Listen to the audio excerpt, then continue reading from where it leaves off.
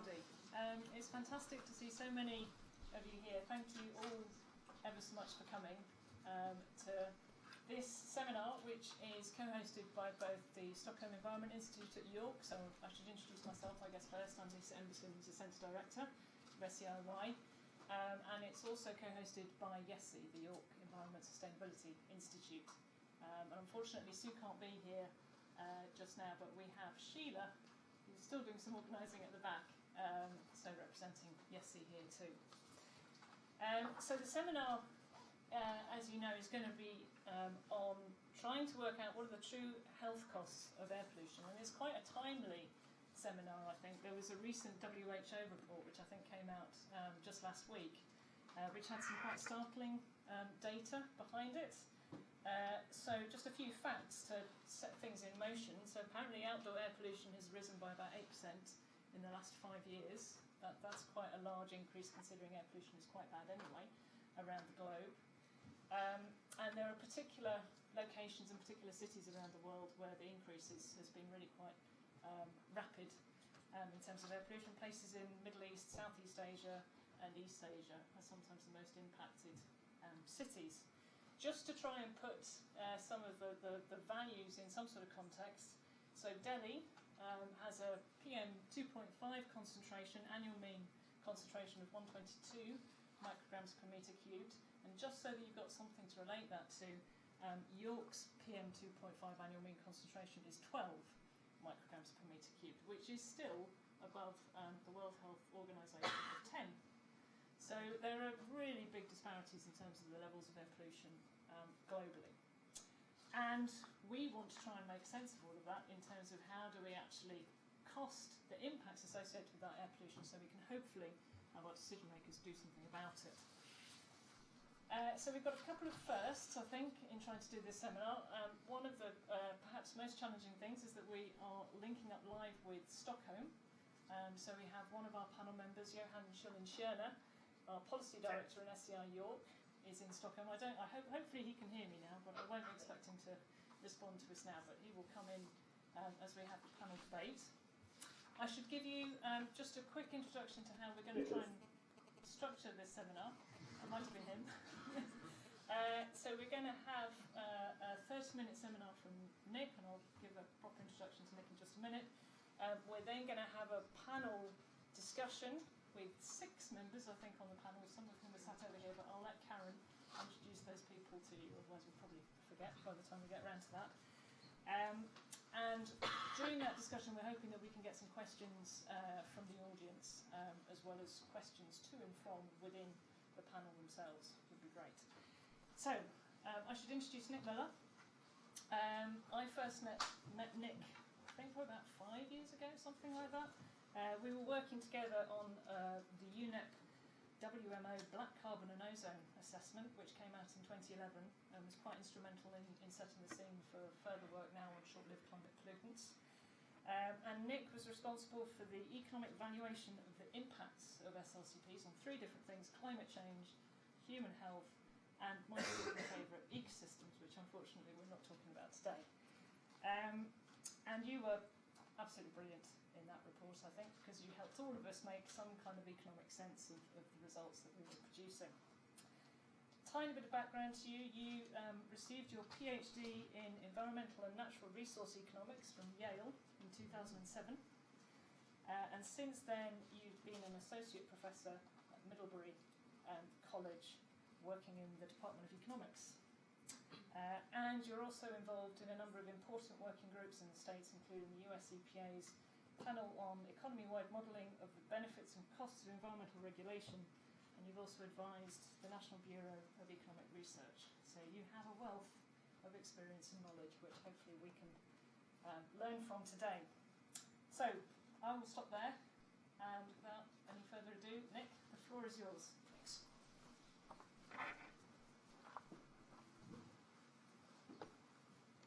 So thank you, Lisa. Thanks for the invitation to talk. It's very much a pleasure to be here.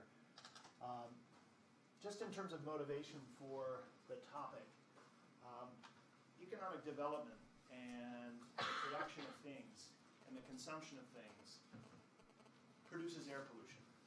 That's not news to anybody, and it's also not news that historically, throughout the stages of development, that pollution was often produced in an unabated fashion. And so I'm sure we've seen pictures like this, perhaps not from this particular place. This was taken in the late 19th century in Pittsburgh, where I'm from originally, in the process of manufacturing steel. And there's just no attempt here to do abatement, right? It's not even on the radar screen. Here's another picture, perhaps more impressive in a sense. Same era, same place, same process, the manufacturing of steel. And when that degree of pollution, in the sense of the lack of abatement, was produced on the scale that it was produced in Pittsburgh and in other places, led to outcomes like this. Now, let's not diminish the importance of use of coal and home heating and early automobile use, but here we have roughly middle of the day, mid-morning hours with darkened skies. Okay? So when we have outcomes like that, those early episodes generated concern among citizens, right? And in a sense, perhaps indirectly, in governments. Right? It's intuitive that such episodes, such degrees of pollution, would potentially have effects on human health and the environment broadly, on ecosystems, and perhaps anthropocentrically directly on health. Perhaps what's more important from the policy point of view, certainly today, is whether background levels and chronic exposure, long-term exposure to those background levels, has an effect as well. And then the question is raised, were or are there demonstrable, quantitative, statistically significant effects associated with those exposures, starting early on and moving towards the present? Well, there's lots of literature, as we stand here today, there's lots of literature that has been published in epidemiology and in other fields that has demonstrated this link. I'm just showing one particular piece that was published relatively early on as far as this literature goes. And that was an article by Lester Lave and Eugene Seskin that appeared in Science roughly in 1970, published in 1970. And this paper, it's credited with being one of the first, I'm not actually sure if it is the first, that demonstrated in a statistical sense that there was a significant association between exposure to PM10 and adult mortality rates. More recently, the literature has supported these findings broadly. I'm citing two papers here that focus on the US. These are recent publications, but they are only recent editions of a long-standing set of studies that go back to the 1980s. And they basically agree with what Lave and Seskin found. These particular studies are focusing on PM 2.5, but they're basically showing the same thing, a statistically significant association between exposure to fine particles and adult mortality rates. Importantly, and I'm going to pick a little bit on the WHO standard, this research, the Lave and Seskin research, these papers, and insofar as I'm aware, the Global Burden of Disease study don't show a safe level of exposure to these local air pollutants, right? There's no clear threshold at 10 micrograms per cubic meter or 8 or 15 beneath which we or ecosystems are objectively safe. Right? And so I'm pointing that out in part to poke fun at the WHO, but also from the point of view of thinking critically about policy design and thinking critically about benefit-cost analysis. If we don't have a level of air pollution at which risk goes to zero, then the choice of the target is really difficult. Some might say arbitrary. All right? Okay, so we've established, the literature has established that epidemiology shows a significant association between human health and air pollution. But critically, I think we need to step back and ask, as an economist, this might not surprise you that I'm asking this, do we need policy to protect human health insofar as that is affected by air pollution? Or will the decentralized activities and choices of individuals and firms arrive at the right level of air pollution? Now, tongue is firmly in cheek here. We saw the early pictures, right? So you know what the answer is going to be, but I raise this nonetheless. So, what does a microeconomist have to say about this? What does the discipline generally have to say about this? Well, we know one way to think about pollution is that these are wastes. They're residuals generated through the process of production of things, steel, or consumption of things, like motor fuels that we put in our vehicles. Some residuals are priced in markets. Think some, not all, but some solid wastes, right? Firms face costs to dispose of used cardboard. Individual households, I know at home we pay a fee for a firm to come and cart away garbage. So some residuals are priced, and of course, some residuals are not priced, right? CO2 is probably the best example of an unpriced residual, but so are the local air pollutants, some water pollutants, and toxics. So what?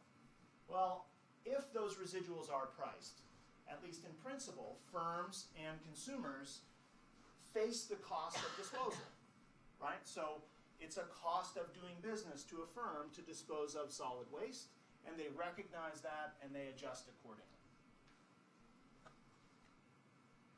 We then may still have damages. We might still have health effects. But insofar as the prices for those residuals reflect true value, then we're going to have an allocation, an efficient allocation of production of that thing which is generating those residuals. Far more problematic is a case where residuals are not priced, right? Where costs are hidden, or to an economist, they're external to a market, right? Because then in that case, if costs are truly external, then the classic market mechanism as an efficient tool to allocate resources across society breaks down.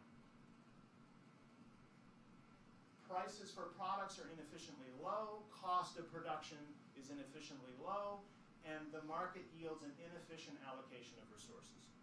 For instance, we burn too much coal to make power because the costs associated with combustion of coal aren't generally fully faced by firms, just as an example.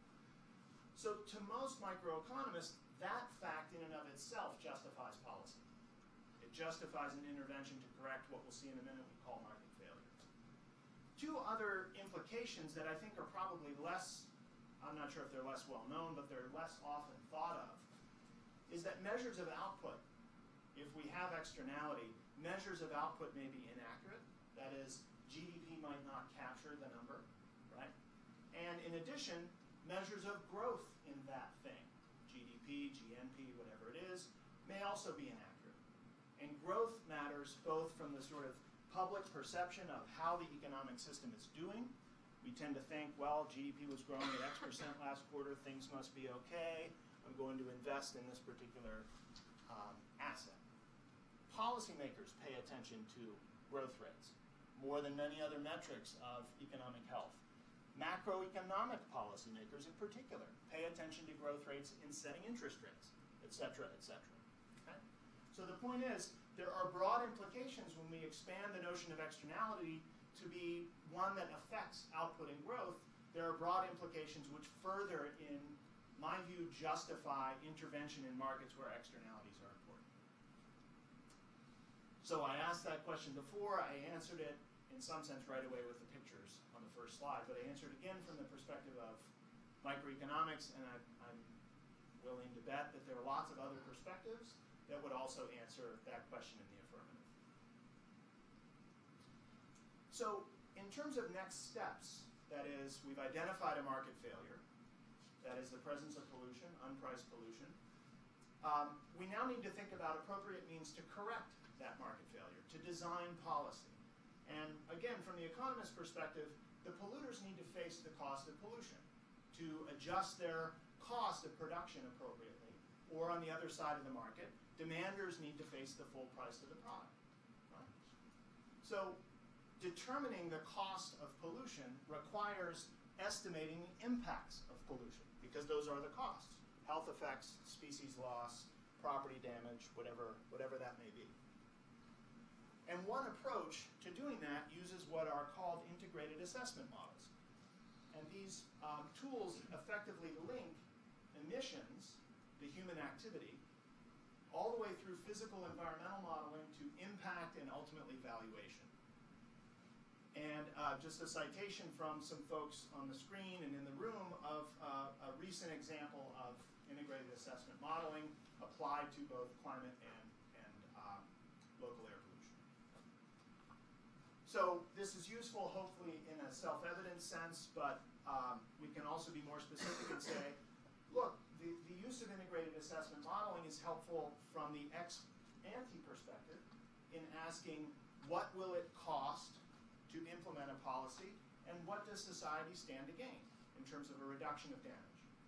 It's useful from the perspective of ex post policy evaluation. How did the policy do? Did it work? Did we generate benefits? What were the costs? How many jobs were lost, et cetera, et cetera. There are, of course, pitfalls associated with this, as there are in many empirical exercises, the first of which is each stage in the modeling process, as I'll talk about in a minute more specifically, introduces uncertainty, perhaps significant uncertainty. I'll spend a little bit more time talking about the final stage of the integrated assessment model, which is valuation, converting impacts into their dollar equivalents. And that can make a lot of folks really upset. It's a very contentious undertaking. I'll try to argue to you and try to convince you that it's worthwhile, all the while recognizing that it is contentious and that there's no one right answer. And then finally, as I mentioned before, in this talk I'm going to push a little bit more on this idea of integrating benefit cost analysis into our measures of output and growth from the perspective of trying to break down the illusion that there's always a zero-sum component to environmental policy. We do environmental policy at the expense of growth, or we have maximum growth and we forget about the environment. Right? That final bullet is going to try to break that dichotomy down. Okay, so I've tackled the introduction. The remaining portions of the talk will consist of, it's not really conceptual modeling, it's just more of a conceptual discussion of benefit cost analysis. I'll talk about empirical modeling with integrated assessment, and then just a smattering, a touch of results from some recent work, and on to conclusions before we get to the panel. So benefit cost analysis, I went back and sort of looked up some papers in the early literature on benefit cost and read around a bit, and I found this statement that sums up the rationale fairly effectively. An activity is worth doing if benefits exceed the cost. And I mean, who can argue with that? It's got to be true. So in broad terms, this seems sensible, but I think when we start, looking at things a little bit more carefully, we need to be more careful about that conclusion. And I think most policymakers are, to be clear, more careful than just following that guidance. So when we think about winners and losers, which is an important implication of benefit cost analysis, this early literature focused on what's called Kaldor-Hicks compensation. And that very simply means that if there are winners given a policy intervention, they can compensate the losers, those who bear the brunt of the costs. And therefore, in principle, society can be made better off if, given that compensation, we have net benefits. Now, no one's ever arguing that this happens in practice. It's always a conceptual definition. It's always a conceptual criteria. But we do have papers that actually explore and reveal that some economists do care about distributional concerns. And in particular, thinking about whether benefits accrue to particular neighborhoods, races, segments of the income distribution, and whether the losers seemingly concentrate in different races, segments of the income distribution, etc. And talk and think very carefully about that and evaluate policies according to some metric that pays attention to those distributional concerns. Okay? So we go from utterly insensitive to these concerns to far more sensitive. Right? Another concern here is that there's an asymmetry in benefit cost analysis, which is well known. This is nothing really new, but there's an asymmetry in the sense that costs, this is costs of policy, not costs of pollution, not damage from pollution. Costs of policy are very easily monetized, right? We invest in pollution control equipment, we switch fuels, we purchase natural gas instead of coal. Those are monetizable things, right? There are other costs, but the bulk often manifest in those categories for environmental policy. In contrast, benefits may be partially or quasi-monetizable at best. And we can think about cases, in particular thinking about mortality risk or the valuation of ecosystems or species, where it's really problematic and difficult to think about valuation on the benefit side. And it's therefore quite possible that benefit cost analysis leads to a biased sense of the merits of a policy, just based on the ease with which we can monetize. Okay, so back to this integration on between benefit cost analysis and the national accounts. The benefits of environmental policy really are reductions in damage, reductions in these adverse impacts. And if those are happening external to a market, or the market, those benefits aren't going to, by definition, show up in GDP. They can't. In terms of conventionally measured GDP. If they're truly external to the market, they can't be there. Conversely, most costs lie within the market boundary. Again, purchasing pollution control equipment, that's a purchase from one firm to another. Buying natural gas instead of buying coal, again, within the market boundary.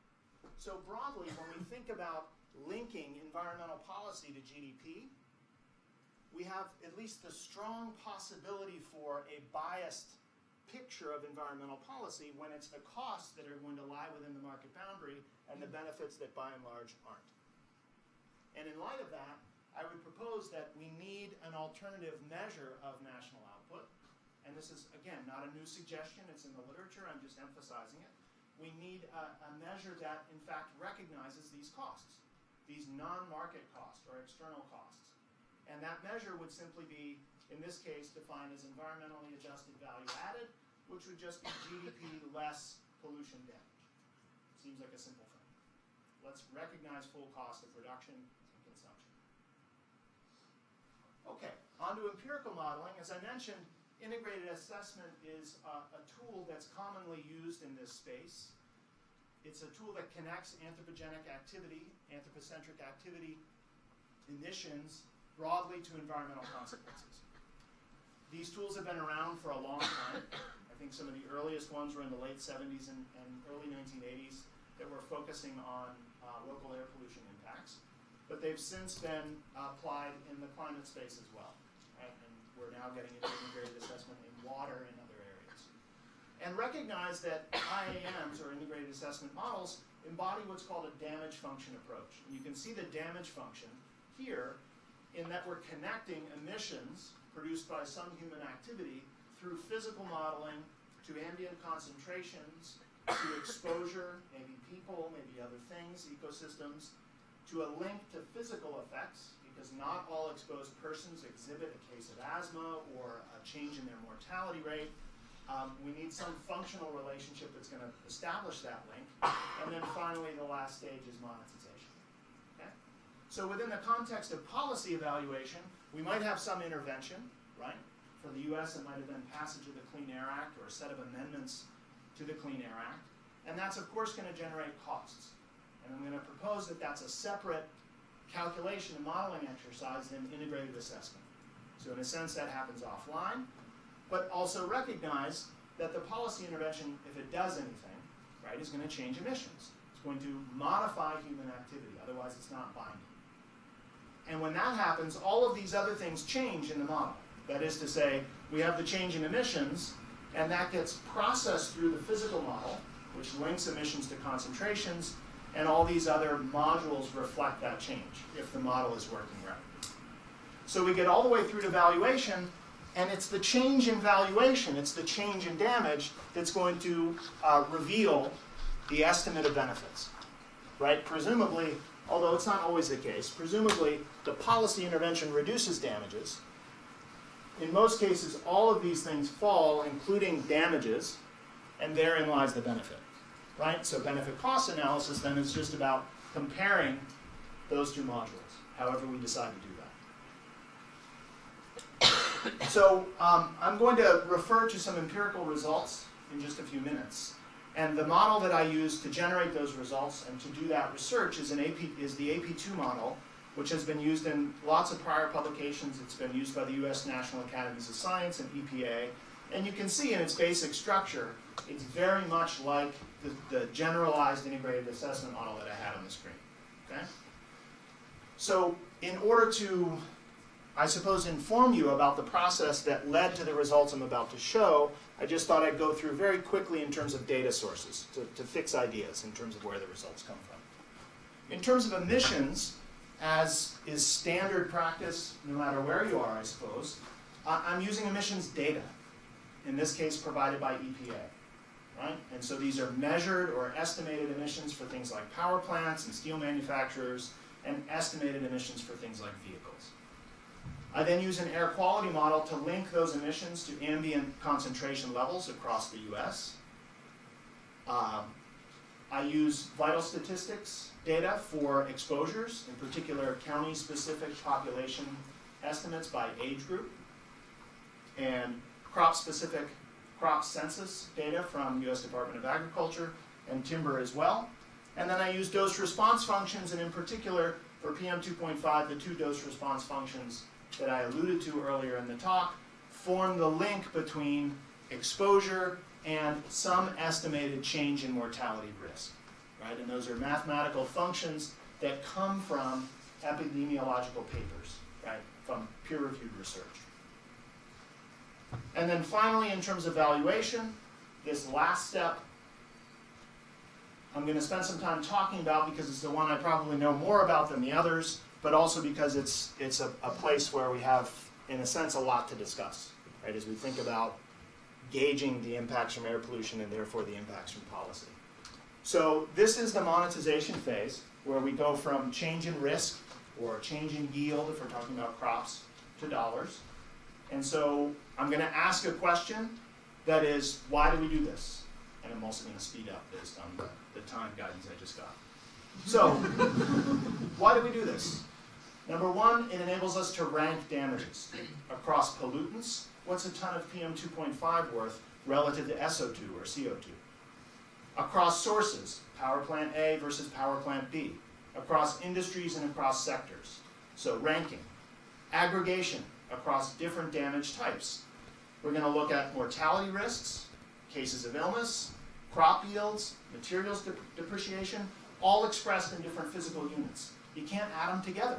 If you want the total impact of a ton or a kilowatt hour, you can't add those together unless you have a common metric.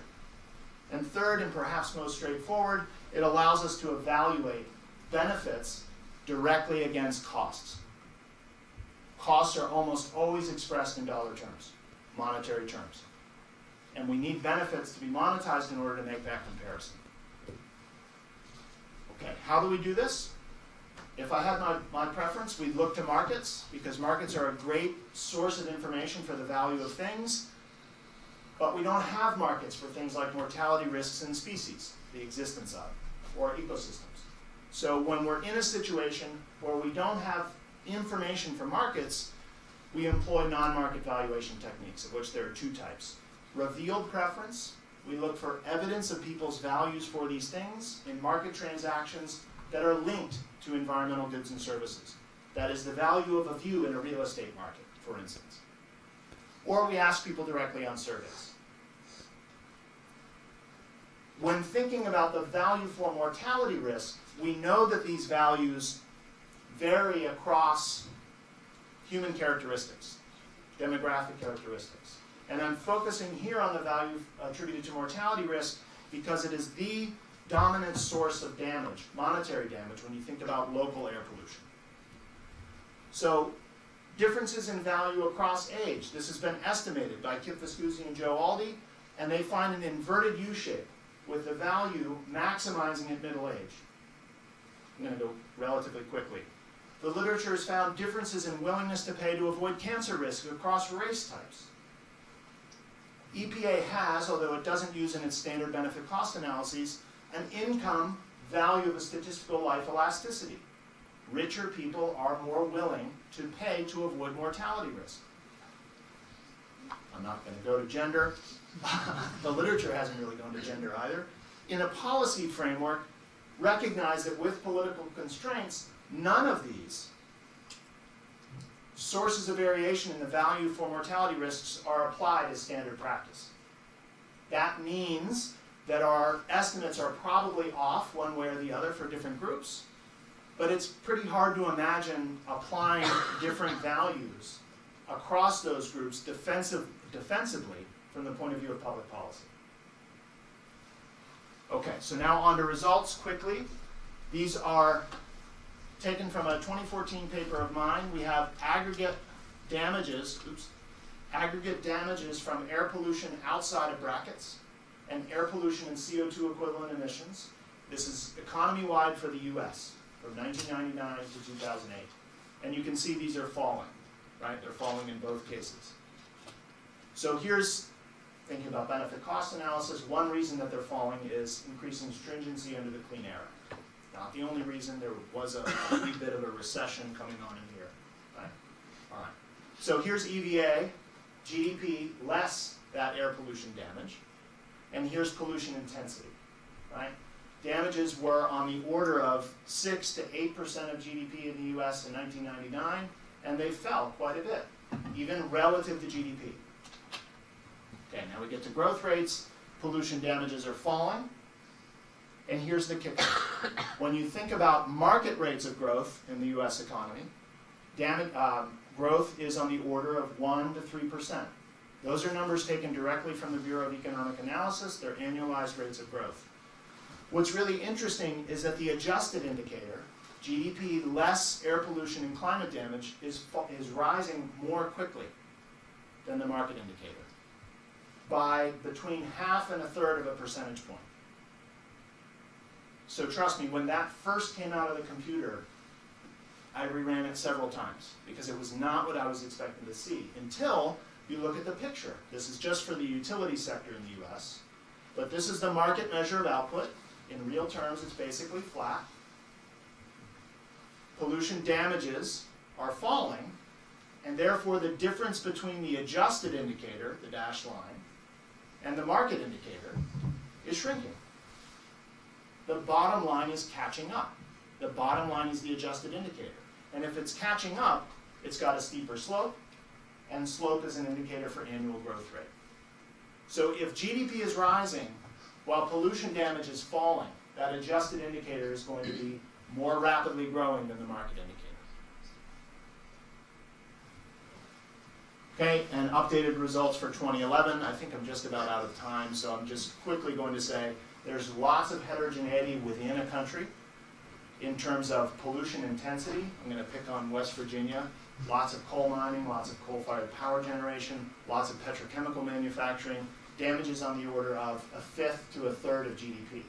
Huge air pollution damages. North Dakota, similar, except add oil and gas extraction. 1999, the colors and the meaning in terms of quantitative scale stays the same when I change to 2008. Dramatic reductions in pollution intensity spatially that are concentrated in manufacturing, utilities, and oil and gas extraction. Okay, so on to conclusions. Costs, being careful, damages from pollution often manifest outside of markets, right? These are the externalities. That suggests to an economist a need for a policy intervention to correct that market failure. Thus, we have benefit cost analysis. Benefit cost analysis to be done requires damage measurement, otherwise there's nothing on the benefit side. Damage measurement is complex, but I would argue feasible. And we have results like this, right, that come out of damage measurement that are revealing. And in particular, thinking about the difference in growth rates between the adjusted indicator and the market indicator. And that speaks to the integration then of benefit cost analysis with the national accounts. And in terms of progress, I close with a picture of the same street in Pittsburgh, roughly today-ish, and not today. All right, thank you very much.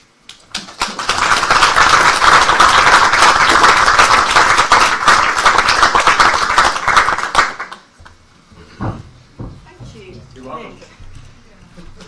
So, thank you for coming, everybody. I think before we kick off with the panel debate, does anybody have any questions of clarification or more general questions for Nick? Yes. Yeah, Thomas. I missed a bit in the middle when how did you get to your costs? I mean, what are the assumptions? Where should I start? Just give me the main ones. For example, I mean, the cost of human life. How did you quantify that? Okay, so what I'm using is the value of a statistical life, which is an awful term for what's actually a pretty intuitive trade-off that we all make. That is, the process of valuation here is eliciting a trade-off between a small amount of money and a small amount of change in our chance of death. Sounds crazy until you think about purchasing a smoke detector, or a fire extinguisher in your home, or a bicycle helmet, or bottled water when municipal sources aren't clean. This particular estimate is coming from the labor market, and the labor market's showing us the rate of trade-off between on-the-job mortality risk and wages, an idea that goes back to Adam Smith, this idea of compensating differentials. Is it imperfect? I hope this emphasized that it is, because we know that's going to depend on income. There's evidence that it depends on race. There's evidence that it depends on age, right? I think the best way we move forward with this approach is applying the uniform value, okay? Assumption broadly, number one. Number two is the link between inhalation of fine particles and the effect on mortality risk. Epidemiological evidence, as I said, has been around since the 60s and 70s that there is a link, but it's an association, right? These are not laboratory studies, nor should they be, to be clear. But causation is not crisp, right? But those two are the primary sources of uncertainty, and they are the key in linking emission to, ultimately, to monetizable damage. You haven't given me a number. What? I like that. So, for example, I mean, Karen can explain this better, but in the UK we have what's known as a QALY. Right. A quality adjusted life year. Yep. So I can't give you a quality, I can give you a value of a life year that comes from this estimate, be around 200,000. US dollars, I would say year $2,000. If that's a gauge, right? And that would be around 35 to 40 years of age. Pegged at that, because that's what the labor market says. Gives it a ballpark figure. Thank you. Sure. Yes, please. I went to Carnegie Mellon, so I know Yeah. that's very well. Part of the reason the sky is different now is they closed all the steel Yeah. mills. So does any of these costing look at the exported costs? In my model, no. And offshoring and outsourcing is a very important part of the story. Clicker. So I can just go back a little bit. Here. Part of what's going on here is air pollution policy, but part of what's going on here is macroeconomic change and change in the sectoral mix. Ideally, without time constraints and without budgetary constraints, we would model this globally, right? And then you wouldn't miss that exported piece. So your point is a fair one. I have not done the decomposition for these results to show what percent is coming from just moving where the production happens, let alone the case that air pollution policy may be less stringent where the production is moving, in which case, right, who knows how this goes. But from a first pass national accounts point of view, fairly powerful. Yeah. So you must have known Lester Lave, or you knew of Lester Lave? Know of him? Yeah. Herb Simon was one of Oh, excellent. Okay, any other quick questions for Nick? Yes, please. Just a quick one in relation to the health costs. Is it just costs of deaths that's factored into it, or what about costs of health? So this is a really tricky question. Standard practice at EPA is to count the morbidity states, right? So short-term and long-term illness, in addition to mortality, that is to say the mortality risk, the changes in risk. What you're seeing here is an attempt to be cautious about double counting, in the sense that you would often have, say, a case of chronic bronchitis that leads to a death, or an ER visit that's valuable, that then is immediately preceded by a change in death rates. I'm not doing that because I'm, as I said, being careful about not double counting. But if you did engage in calculating all of those morbidity costs, these damages would be higher. Not by too much, 5 to 10%, at least according to EPA's estimates, but it's a fair point. Could I ask a quick follow-up question? Sure. Just in relation to the epidemiological work that you would have talked about, just there seems to be a lot of really clever research coming from the US that would suggest that association, I know you mentioned that it's an association, but that it would be perhaps severely biased. Maybe severe is perhaps an overstatement. Just wonder, have you any perspective on that? I think there's a lot of clever stuff that's used some So the quasi-experimental designs and would suggest So I'm going to say two things, and I'm going to be careful in how I say them. One, there's some of that work that has been applied recently in China using regression discontinuity designs that have supported the PM 2.5 mortality relationship in at least a quasi-causal way. Two, a lot of the literature, you're specifically thinking of the econometric literature, right? Yeah, and I guess it does support the research that you've talked about in this study, but it's just that it would suggest that the relationship is stronger than perhaps it previously believed. It's not that it's coming out and say that there is no link. It's Yeah. in fact, it's coming to say that there's a stronger link than would perhaps commonly perceived these days. So the papers that I'm aware of in the US setting that use quasi-experimental designs don't look at PM 2.5. They look at TSP or they look at PM10. And I'm not an epidemiologist, so those of you who are can speak up, but I think the mortality signal is much noisier in those coarser particle groupings than PM 2.5. So it's not, insofar as I'm aware of that literature, it's not quite yet an apples to apples comparison in the US.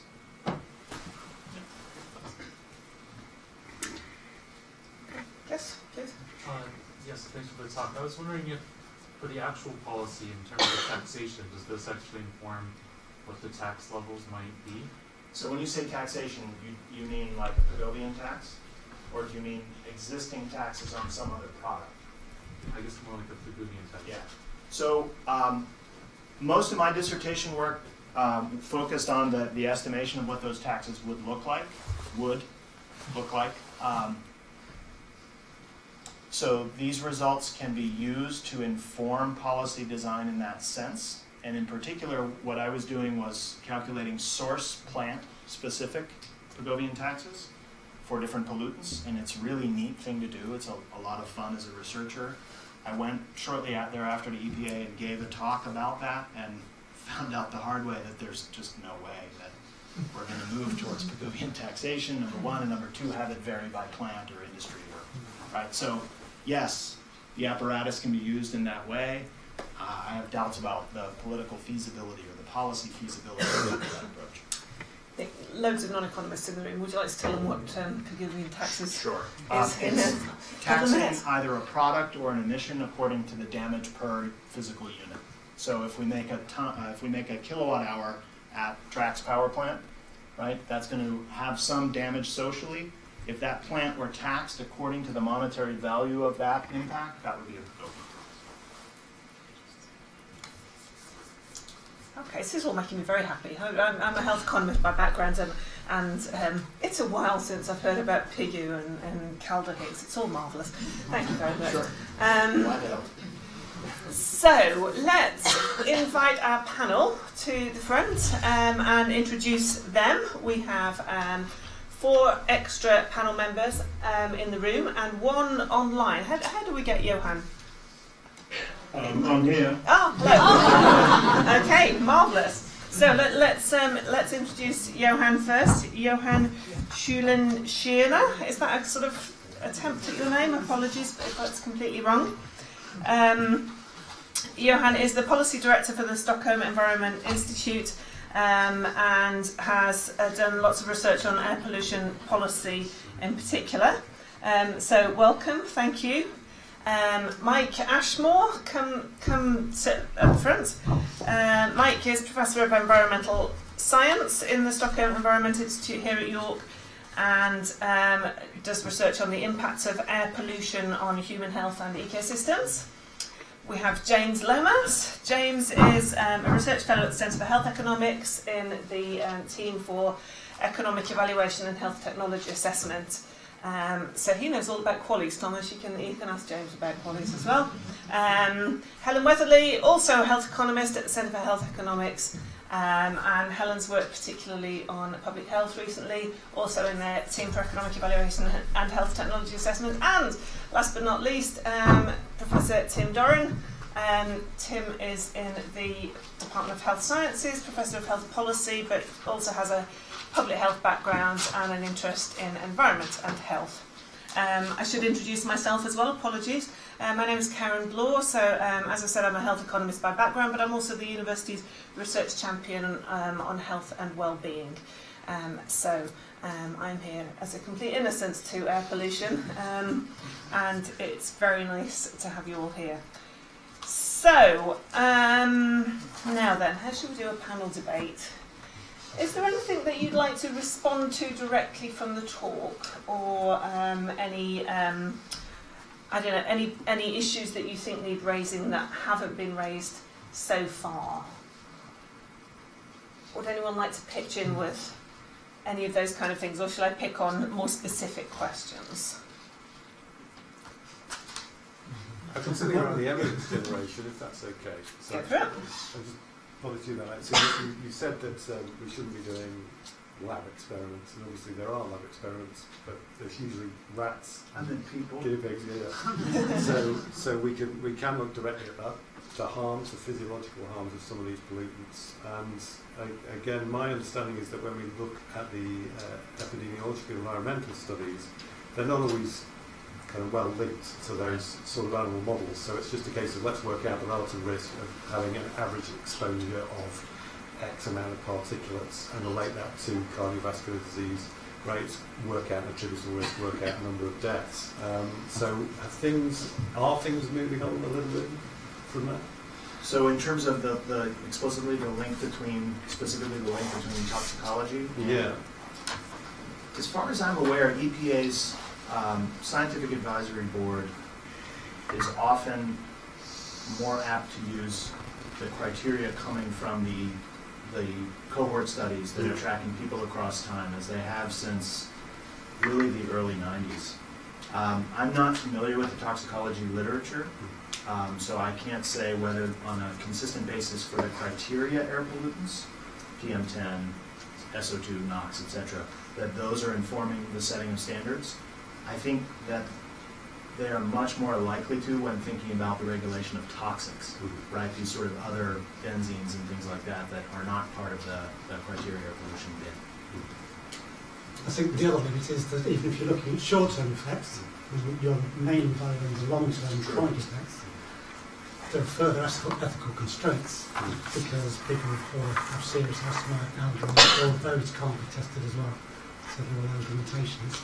I think what the literature's tried to do, and maybe this is how we see it in the UK, those cohort studies have shown an association, which I think people initially were somewhat sceptical about, in terms of causality. Right. And where the toxicology and the detailed studies, not of whole people, but of mechanisms, has helped us to develop a mechanistic understanding of how it can be that very small concentrations of fine particles could be accelerating the death of people through cardiovascular disease. So it's not the toxicology of setting the standard, but it's providing some supporting mechanism for the association. But I think understanding the limitations of those epidemiological studies, the cohort studies, is really important. There's a small number of them, almost all of them in the States, very few outside Europe and North America. Yes. They're following people from, 20, 30 years old onwards. Yeah. So they don't capture the full lifetime effects of air pollution, which we now believe is from prenatal and neonatal through to over a lifetime. Those things aren't captured. So there are real limitations to these studies, which have to be taken into account in terms of the decline evaluation. But presumably there are opportunities with the, I don't want to diss any econometricians, but with the sort of natural experiments, quasi experiments, in the US you're looking at gradual and actually quite small reductions of pollutant and then modelling that against outcomes. So we could look at, manufacturing in China or India where there's been a sudden sort of explosion and model that against health outcomes, and that would give us a clearer signal. Also, maybe some of the changes in the other direction, like recession. Yeah. Right, and one of the papers I referenced in response to the earlier question did just that along the Hoare River.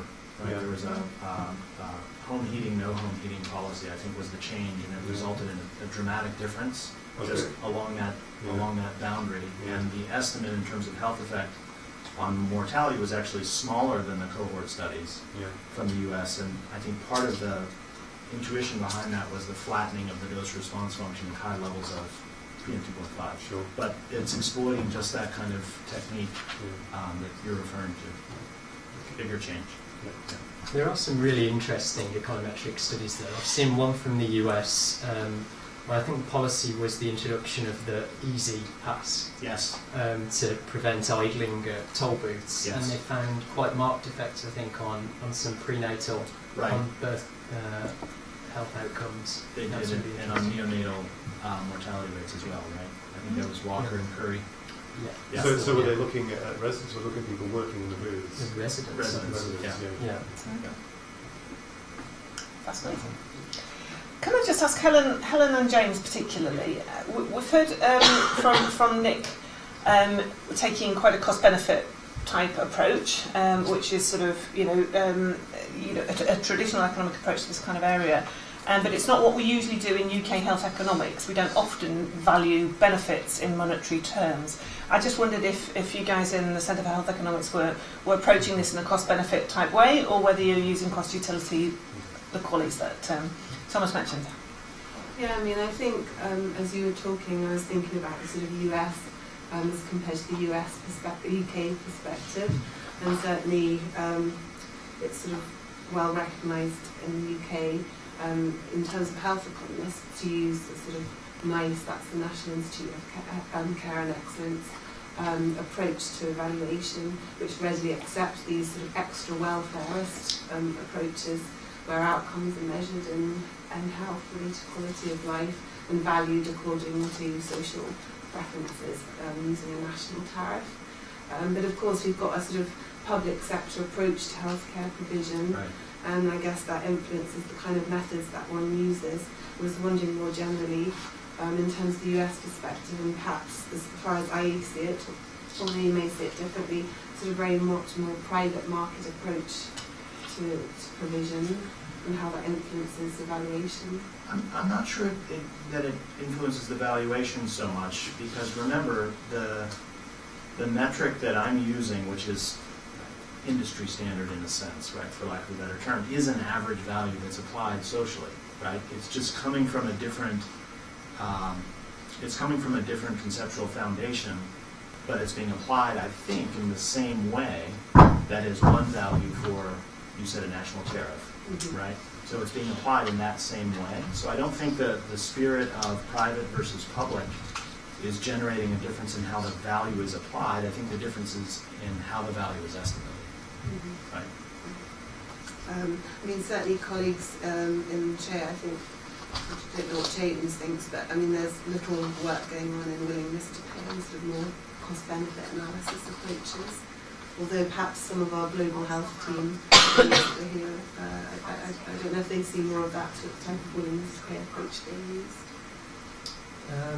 Yeah, I think, well, I'd probably agree with what you're both saying in that the way it's applied is very similar. So you have a unit of health. We tend to use the QALY, as has already been mentioned, and then it has some tariff applied to it. But for our purposes, we try and think of that as the opportunity cost that arises from public sector spending. So it is very much sort of a public sector oriented way of thinking about it.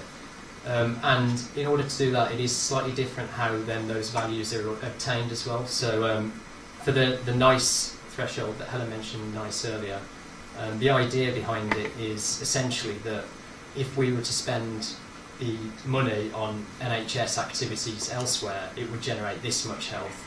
So that the new thing coming in, or the new policy that's being evaluated, needs to be at least as good as that to be accepted.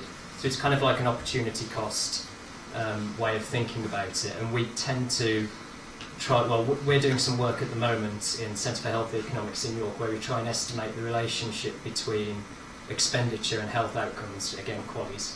And then that informs our opportunity cost, rather than going down the route of sort of reveal preference or stated preference methods. And is that, is the link between expenditure and health outcome made strictly in terms of public sector expenditure, or is that gathering information from individual choices across the country?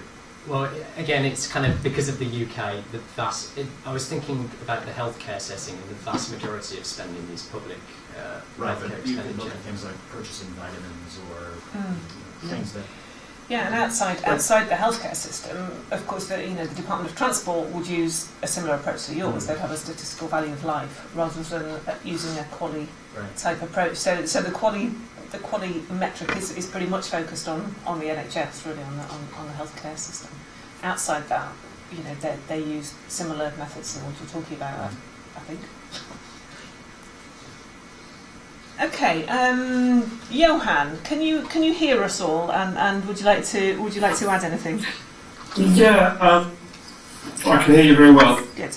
So I would like to put into the debate my experience of working in developing countries. So we recently held a policy dialogue as part of this thing called the Climate and Clean Air Coalition. And there are members of that who are from different African, Asian, Latin American countries. So what we were asking was, what are the science needs that you require, and this is often to ministries of environment, in order to increase the interest in the issue of air pollution.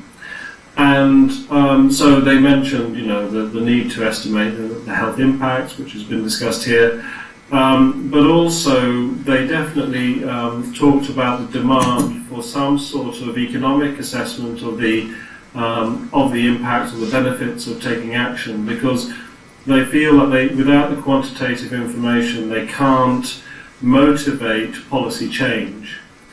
So they definitely think it's worth making. Now, in terms of the different cost estimates, then of course we can calculate direct costs, but we don't always have data from developing countries. But at least it's relatively simple when you're comparing the direct costs of mitigation to the direct cost for health. But of course that's incomplete, and so we then have the VSL approaches to cope with the full cost of air pollution.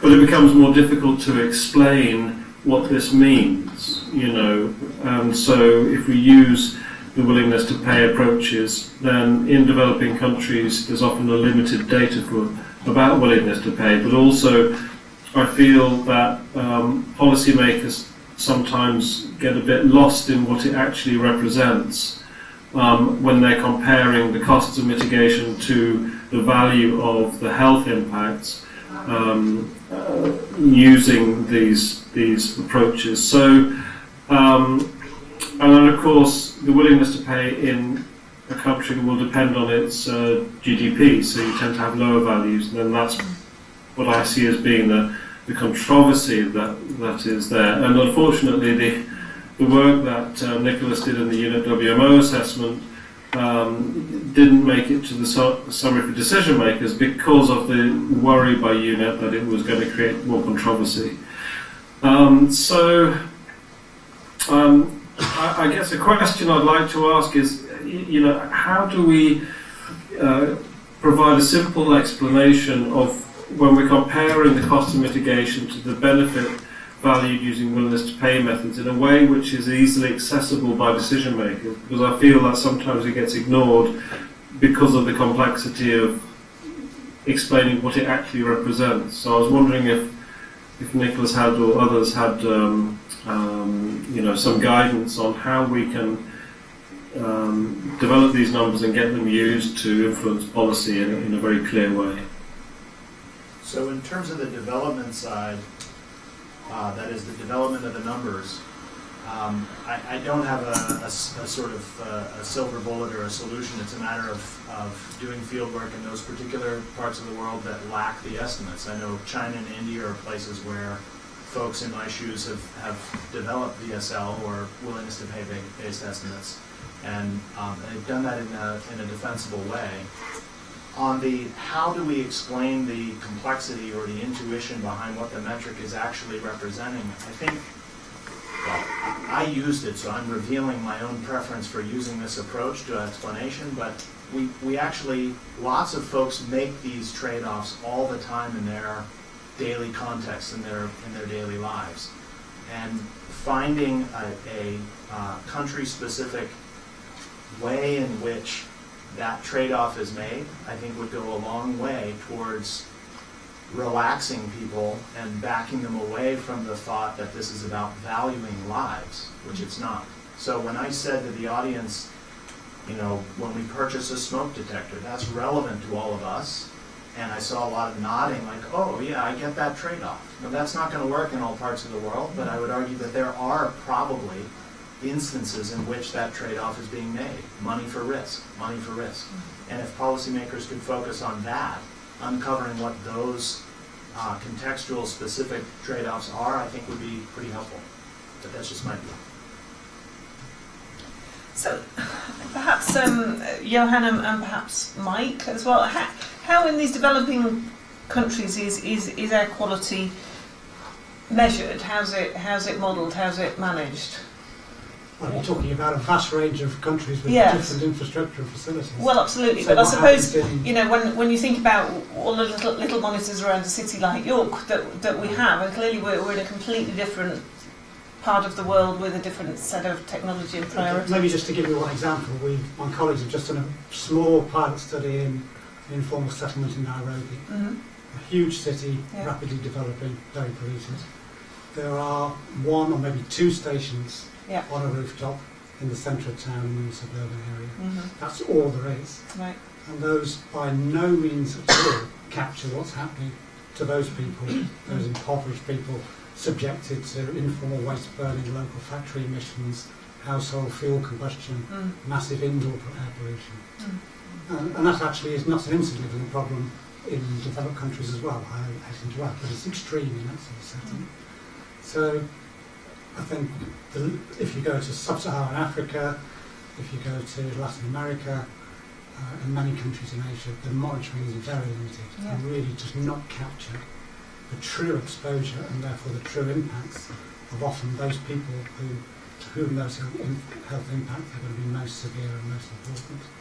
So how do we base, I don't know, what do we base calculations on? What do we base estimates and models on?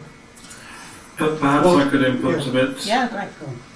So we're actually, this is an area where we're trying to help a number of different countries to use on the modelling front. So some countries do have monitoring in cities, and we're going to be we're working at the moment with Ghana, and in Accra they have 7 permanent monitoring stations. So that's quite unusual for West Africa, but we're then going to be trialling the development of a tool which can estimate emissions, look at atmospheric transfer, and estimate concentration of PM2.5, and then you use those concentration response functions that we discussed to estimate premature mortality.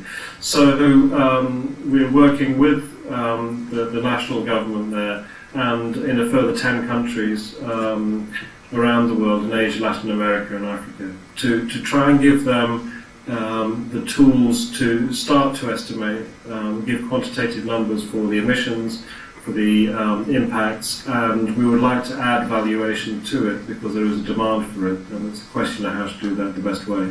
So there's a real demand for quantitative numbers because they feel they can't motivate policy change without having some numbers about how big the problem is and what the impact it's causing. So I have one anecdotal piece. Presumably one of the constraints on air pollution monitoring networks is cost, right? Just the device themselves.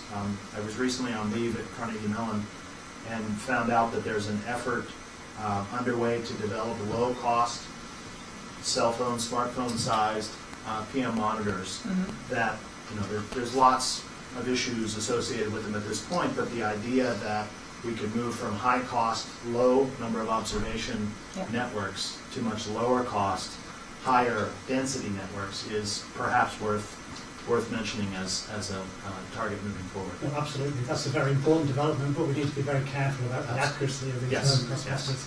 And actually, the study I was mentioning, you know, we got the people in the community themselves to take simple low-cost monitors around and understand their own setting and what they experience. But I think you mentioned equity, and I think that's really important when we address these questions. You talked about it in terms of primarily evaluation, but of course it's also to do with the greater exposure often of poor communities, the greater sensitivity in terms of the health impacts. So So all of these things need to be captured, and it's also about what are the interventions that are important. It may be for those particular communities, it's a completely different set of interventions. Indoor. Indoor probably is definitely most cost effective in terms of immediate interventions than some of the broad national monitoring where you're looking at the big power stations and transports and so on.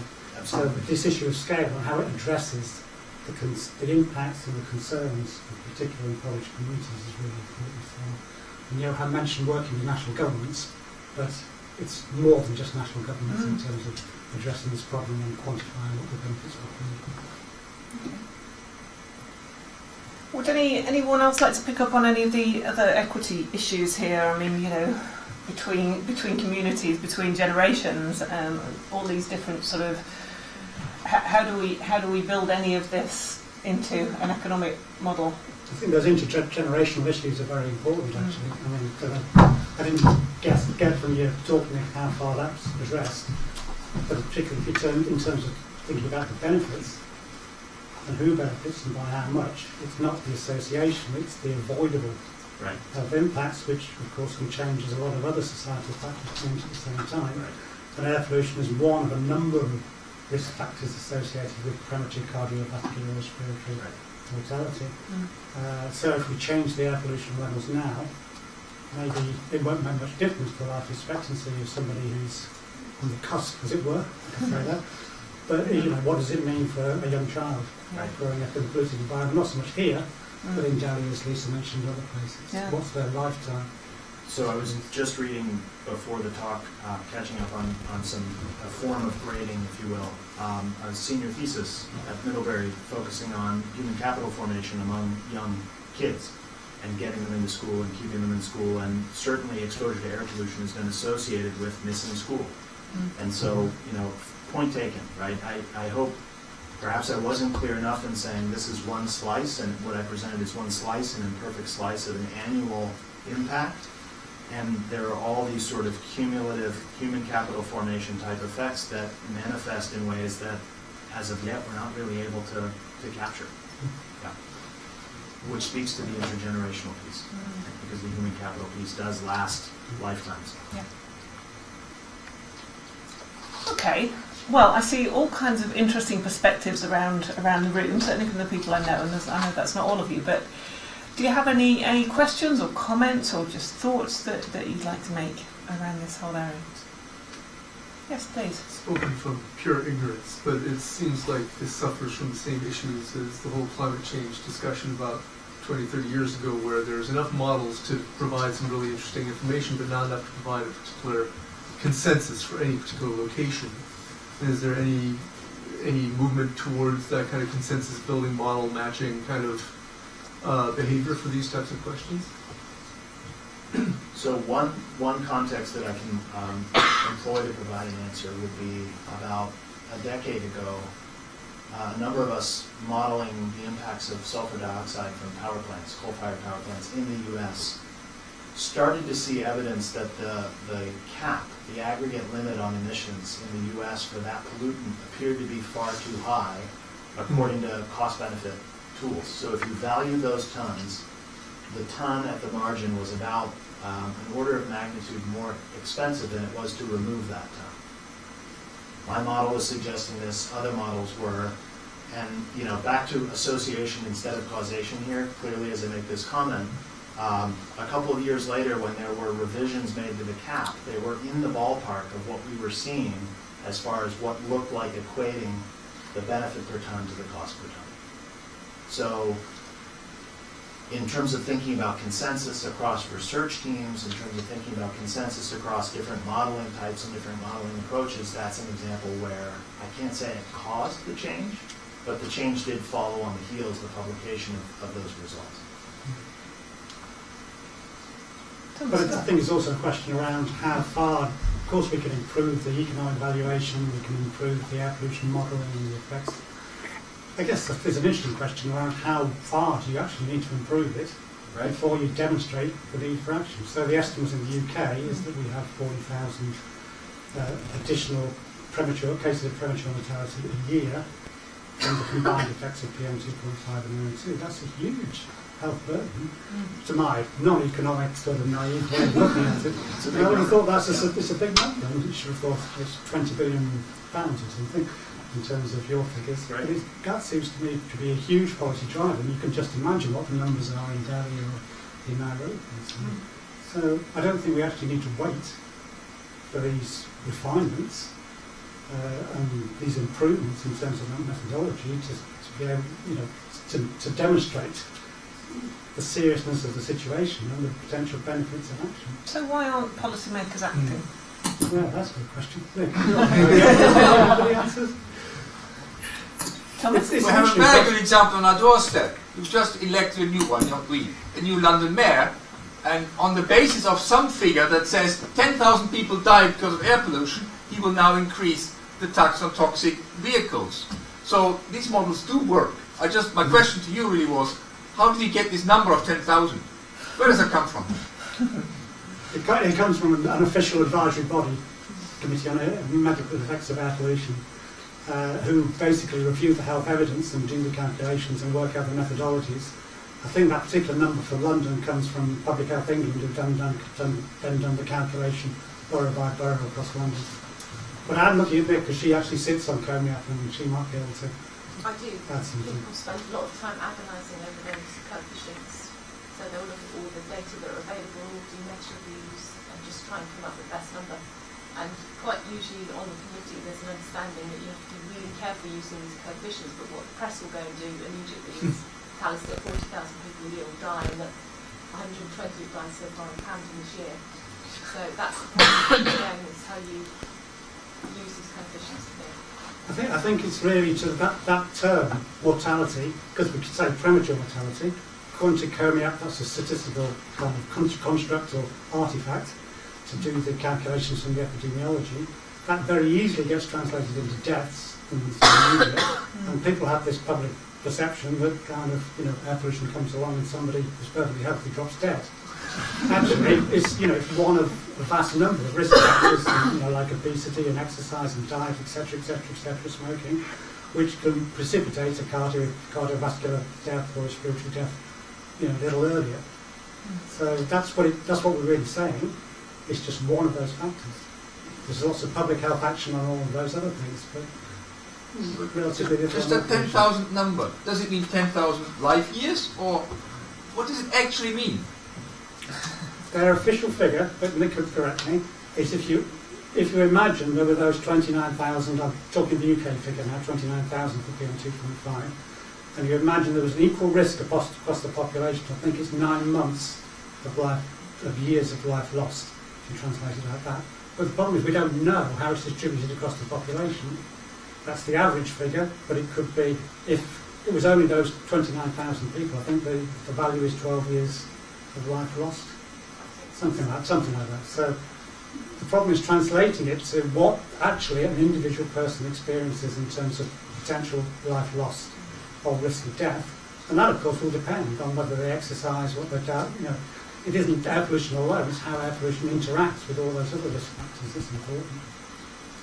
And that's partially why there's a big inequality aspect to it all as well, because not only are there greater emissions of pollutants in deprived areas, but deprived areas also have high base sort of vulnerability to the kind of conditions that would lead them to suffer if they were exposed to air quality. So they face a sort of double whammy if you're from a deprived area in terms of the effects of air quality. Right. The inability to engage in averting behavior, go inside, turn on air conditioning, whatever the case may be, it just compounds that. It's not clear cut in the UK, so I think Public Health England's report was most polluting area was Kensington and Chelsea and Westminster. In that case, it might be levelling out the inequalities, bringing the cardiovascular risk of the wealthier people to the well, Kensington and Chelsea is a funny place. It is because there's a very wealthy bit, and then there's a very used to be North Kensington until they did the ethnic cleansing. It's difficult. But I think in terms of what Sadiq Khan is planning to do, I don't think any of these proposals. If he brought these proposals in 12 years ago, they wouldn't have worked. It's only because they're sort of following on this sort of incremental change, so they got the congestion charging in first, and that was bloody difficult. And then they got the funding for the bikes. and then you're sort of building on that. And I think there's a limit to what people will accept. I just thinking back to those pictures of Pittsburgh, we had similar, very drastic events in London. You can look at the sort of 1940s, 1950s studies where you had big smogs, and you could immediately see the effect that had on death. You see big peaks in deaths and big peaks in hospital admissions, and people could see it. You could, people would not see it. You couldn't see down the end of the street, and it was very visible, and that means that then people want to act on that. Whereas now it's invisible, so you're trying to get across that you are constantly exposed to this invisible toxin. And it's difficult, and you're asking people to take in positions. So when they tried to do congestion charging in Greater Manchester along the lines of the London one,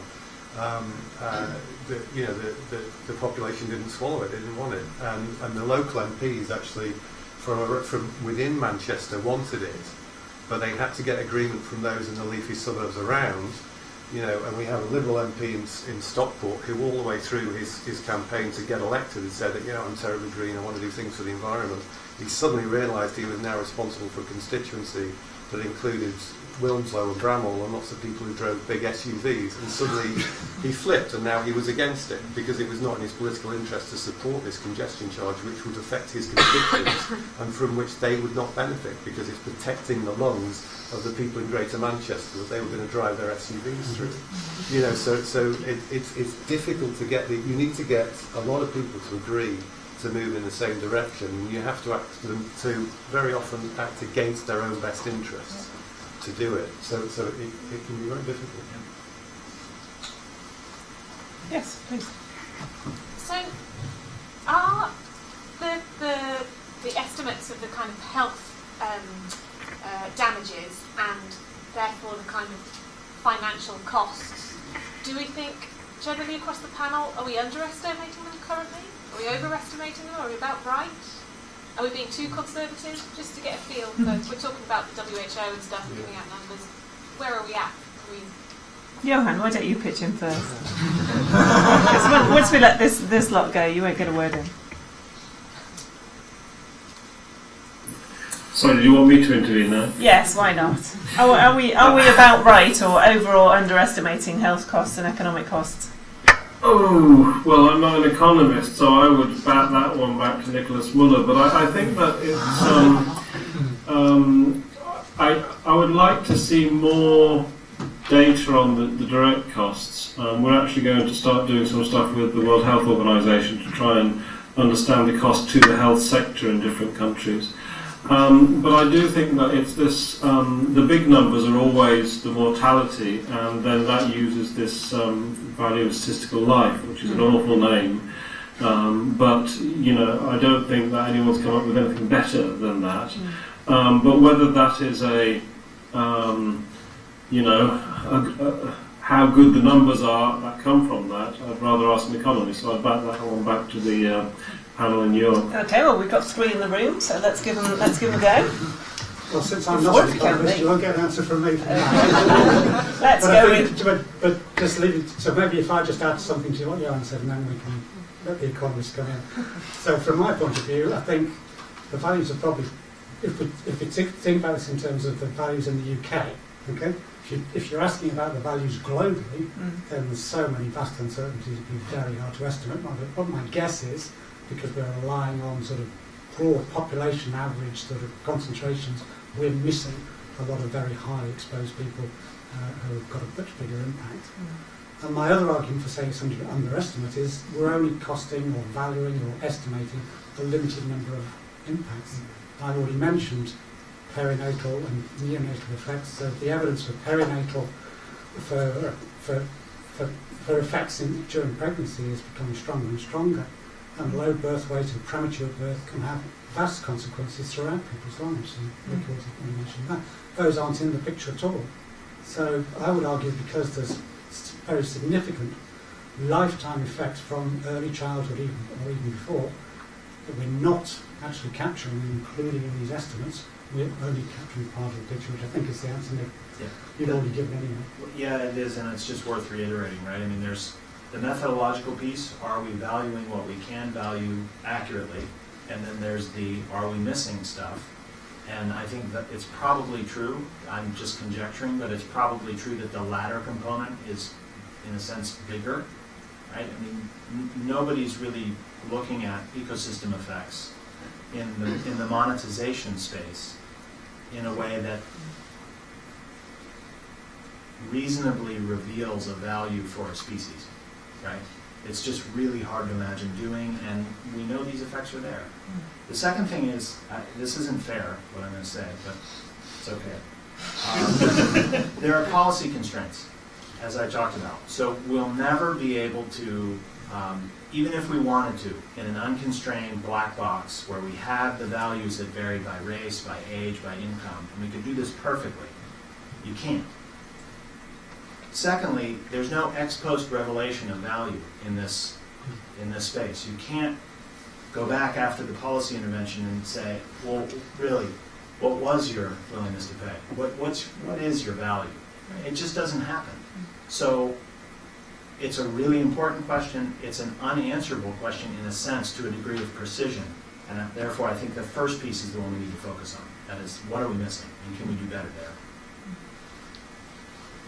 Any other comments on that one, or are you content? No, I think it's monstrously inaccurate. But I don't think we're never going to get a very accurate figure. But I don't think anyone on this panel thinks it's protected.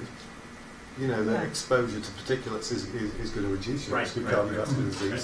So I think what we're arguing about is just how damaging it is, and what kind of cost you can put on that. But I think we've got sophisticated enough that we can put a lower bound on that. And say, even if we accept the lower bound, it's going to be cost effective to come in with some of these interventions. Okay. There's a question back there. Yeah, so I represent a local pressure group on congestion. I was very interested to hear your comments on the movement of cars from outside to in. But one of the levers I think that we want to try and use is the link between congestion that appeared on the monitoring station. There's one just outside my children's school. But I noticed that it doesn't ever really hit the limits of the EU puts on it, which is one of the levers that we can use against to try to pressure the council into doing something about it.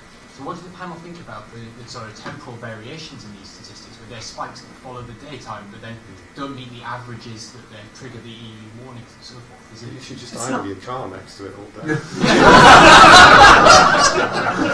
I was wondering whether it was made by Volkswagen there.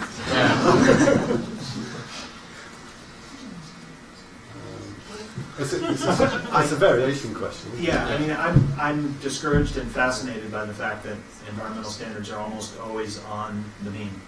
They're not always, but they're almost always on the mean. And I'm doing research currently that looks at not the second moment, which is the variance, but the third, which is skewness, which is we can have a satisfaction of a standard and not only have days that vary above it, but have that one killer day, right, where in Phoenix, I'm aware of a reading within the last 10 years, there was 900, right? So those happen, and I'm not sure how we interpret them. I'm not sure how epidemiologists think about those days, but I think this is a fascinating and important topic. It is, and I'm not an epidemiologist, I hasten to add. And I think the difficulty is for these cohort studies, you're looking at people's exposure over decades. You can't relate back. We don't know how important the peaks are as opposed to the means.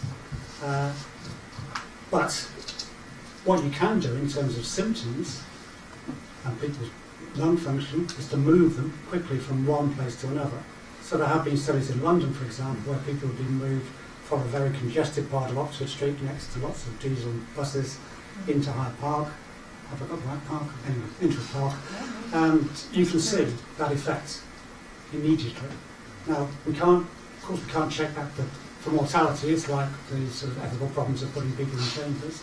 But there is evidence around which suggests that those short-term peaks will have effects on people's lung function and maybe even on their asthma symptoms. So, that's the sort of evidence you have to use. But if you compare it with the means that are based on these long-term epidemiological studies, we just don't know. And for that, perhaps I could small intervention. Yeah, sure.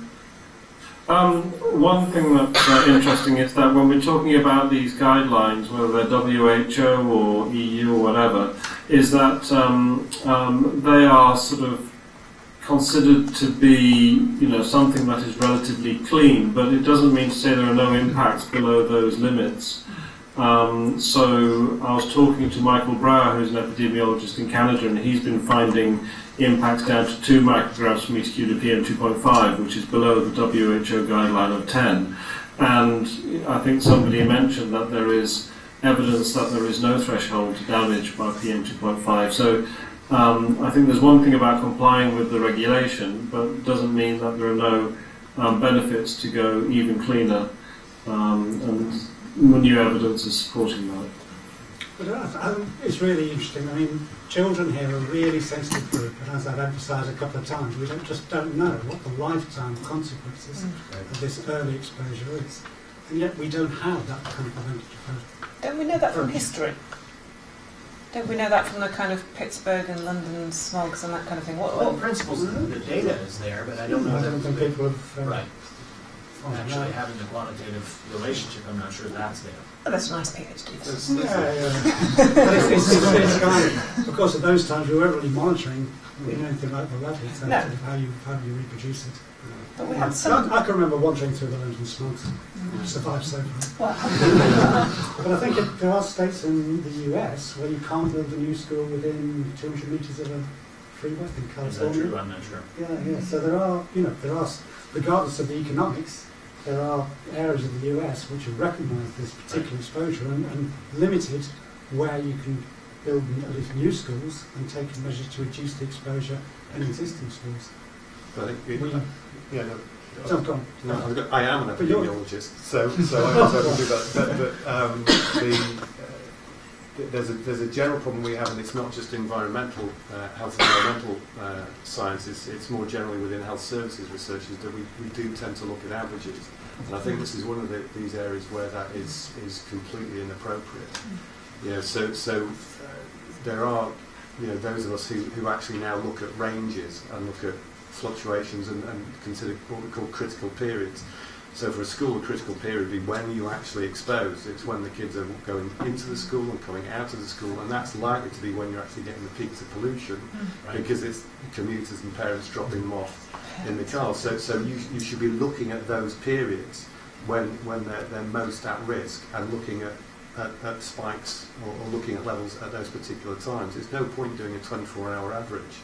So one of the reasons why I asked is I read a paper that came out from Imperial College this year where they actually looked at PM10s and SO2s, and they used an integrated additive unit. So they took a unit of exposure and then added it across people's lifetimes. And the results from that were truly frightening. And I guess I haven't seen anything about NO2 exposure, which of course, or NOx exposures, which is kind of the equivalent sort of fright from now. So I was just wondering about if there's any further analysis on the NOx data. But again, you shouldn't necessarily wait. If you wait for the council to do something, or if you wait for the national government to do something, you'll be waiting a long time. So I think if you can make the case to governors, and there are schools that do walk to school days and all the rest of it, to try and protect that population of kids within those schools. So you don't have to wait for the word to come from on high or legislation to come through. I think there's local activism that you can advance, which you can address some of those concerns without having to wait for the evidence to be improved and for policymakers to act on it. Okay. Well, sorry, yes. Sorry. But just thinking of peak loads of air pollution, some things like PM are driven by natural occurrences like wildfire or volcanoes and things. Is there room in the model to bring in those kinds of things that are natural and aren't really, they're external from the market fully? Sure. So the most obvious place, as I think about your question, is the emission inventories. Albeit in an imperfect way, do both document and include biogenic sources. And so there's the classic dust storm, wildfire, but then there's perhaps more less intuitive sources, that is emissions from vegetation, that are an important part of PM2.5 in the southeastern US, I'm not sure about in Europe. And I mean, those are really difficult problems to tackle, right? We have a hard enough time curtailing our own emissions and our own sort of drive to produce things and consume things. But suffice it to say that from a modeling perspective, they're there. And from a modeling perspective, at least in principle, the modeler could permute those to understand what is their average effect, what share of the burden they're contributing insofar as we believe the inventories. It's a good point. Okay. Well, I think it's nearly time for a little drink of some kind. So let me welcome Lisa back to wrap up. And yeah, Lisa. Okay, thanks ever so much, everybody. I'll do a proper thank you in just a minute. I thought we were sort of talking earlier, who's going to do a summing up of all of this, and I will do a very brief sum up, I think. It's been a really interesting discussion. Thank you so much for all the interaction that we've had, people in the audience, the panel, with Johann, done a fantastic job in Stockholm. It's always difficult when you're offline. I mean, I think in summary, I think we can see that there's lots of difficulties and uncertainties in trying to make these assessments. It really looks like there is a problem, a big problem, that's still continuing to increase and get worse in particular parts and places around the world.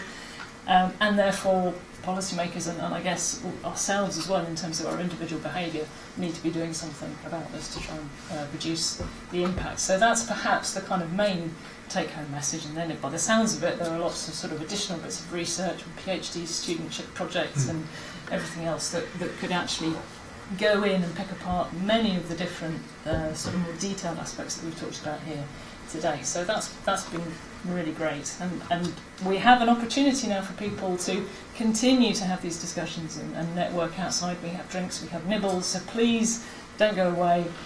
Stay behind and talk to people. Unfortunately, Johann, we can't to do that. So we'll have a drink for you. So a proper best I can do. I'm sorry. So proper thank you ever so much to Nick for coming all this way and being here and giving such an interesting talk. That was fantastic. It's really nice to see you again after 5 or so years. To all our panel members, thank you ever so much for coming along and really sort of helping get a nice enlivened debate and asking questions of each other. I think was great. Thanks ever so much as well, Karen. That was perfectly chaired. That was wonderful. And the people I really shouldn't forget are standing at the back. So we've got Sheila, who from YESI, who has really made all of this possible. Thank you ever so much for all the help that you put into organising this.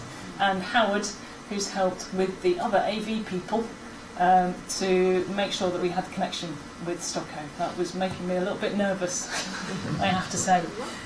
So that's all worked really well. And again, big thank you to all of you for being here and coming and contributing so actively. And maybe the next one might touch a little bit more on ecosystems and air pollution, food security and food access and things like that, which would be nice. Okay, thank you very much. So a big round of applause.